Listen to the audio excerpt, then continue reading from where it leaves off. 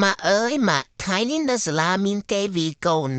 ហើយចុះកូនមានបានវីគេវិញអត់កូនអត់បានវាទេតែកូនប្រាប់លោកគ្រូហើយអញ្ចឹងម៉ាសួរកូនស្លឹកឈើមួយនេះកូនហ៊ានច្របាច់វាអត់ហ៊ានចុះបើជាស្លឹកឈើមួយនេះវិញកូនមិនហ៊ានទេហេតុអ្វីបានជាមិនហ៊ានព្រោះវាមានបន្លាខ្លាចមុតដៃនឹងហើយការដែលមិត្តភ័ក្តិវាយកូនគឺគេចង់សាកមើលថា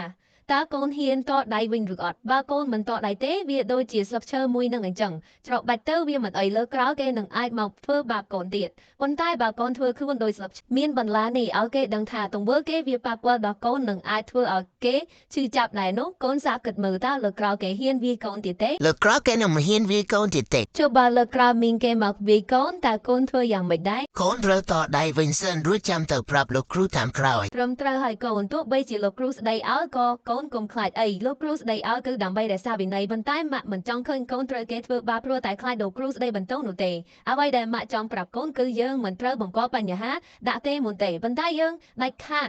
មិនត្រូវខ្លាចរឿងដែលត្រូវឲ្យគេដឹងថាកូនមិនមែនជាមនុស្សដែលគេចង់មកធ្វើបាបតាមចិត្តបានឡើយយល់នៅកូនយល់ហើយម៉ាក់